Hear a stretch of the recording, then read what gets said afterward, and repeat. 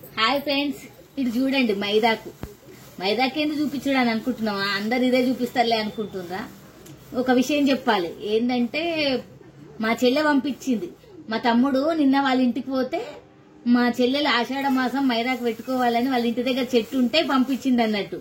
మా చెల్లె పంపిస్తే మా తమ్ముడు తీసుకొని వచ్చిండు. నిన్న తీసుకొచ్చిండు.